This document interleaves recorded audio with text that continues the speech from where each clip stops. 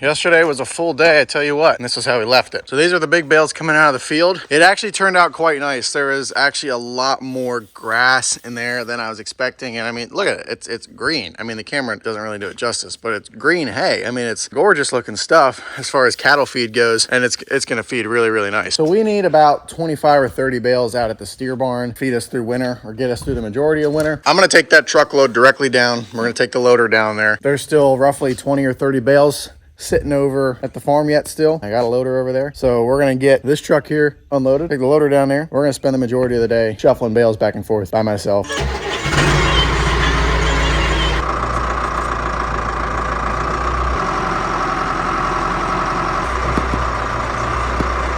There's the first 8 bales. Pretty nice hay, happy with it. And let's go get another one.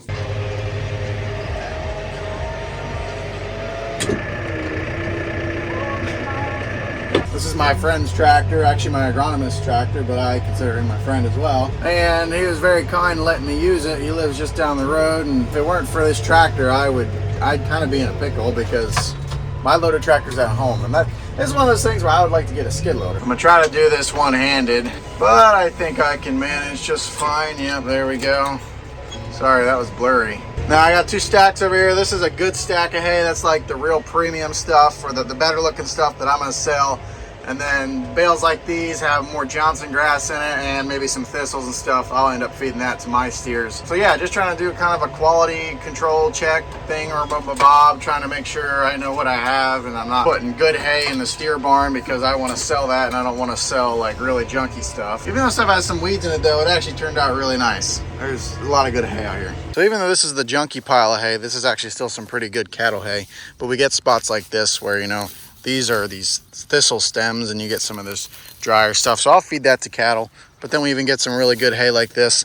And then this here is Johnson grass, which is a really thick, heavy, stemmy grass. But you look at it, it's actually quite nice. It's very, very close to sorghum because it's in the same family. This pile over here is the nicer hay. I tried to separate them the best I could. There's still some Johnson grass in it, as you can see, but there's a lot less weeds in here and a lot more good, beautiful looking grass. So this is the good stuff. This is the bad stuff over here.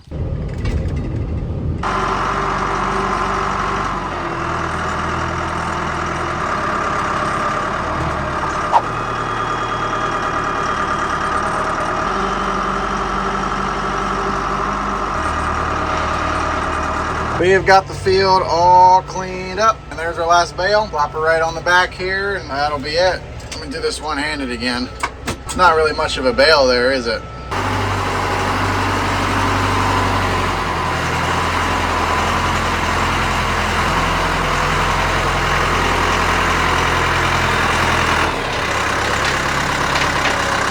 And all the hay is officially in the barn.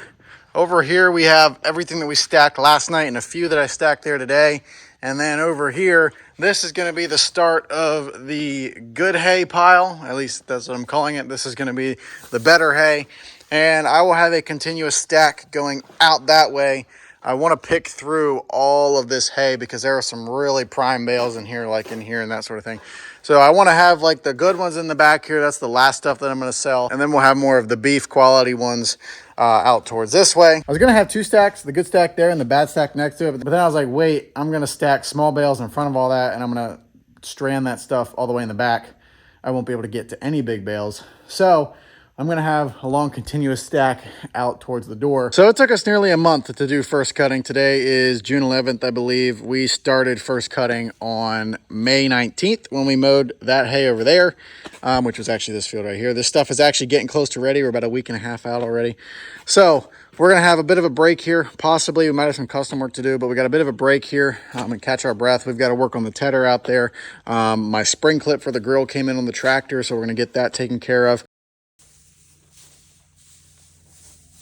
We got a load of small bales going out today. This is the first cutting grass hay we made. It's actually the first hay we made of the year. Gonna send a load out. But look at all the hay we got in here. So much hay. If you ever notice that in one clip I'm wearing a hat and next one I'm not, because I'm currently using it as a phone mount.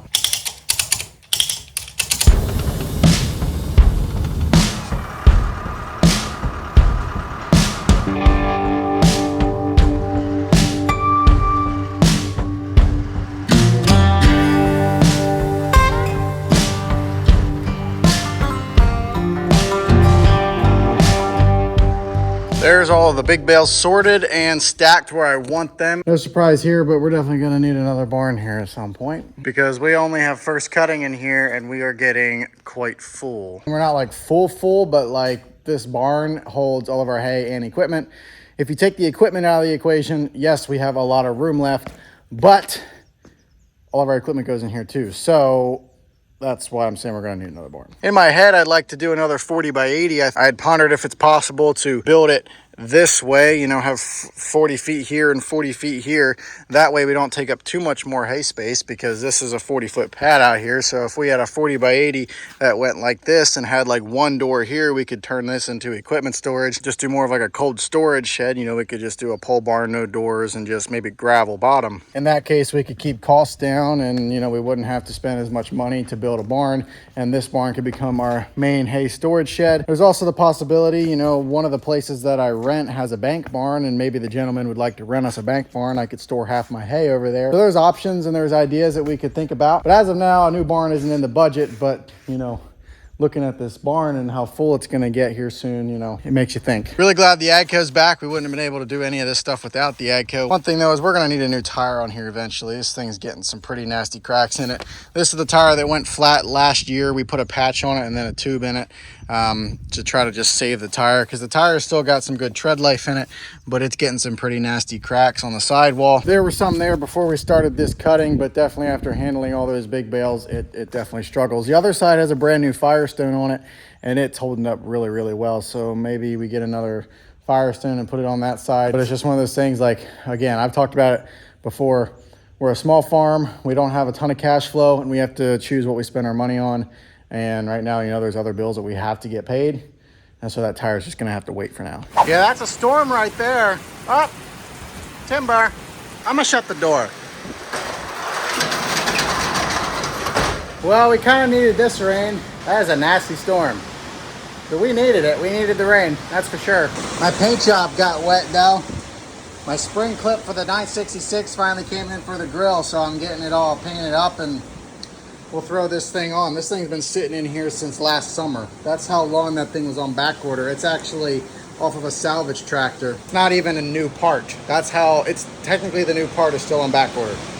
Anyway, we can finally put this thing on and make the tractor look nice again.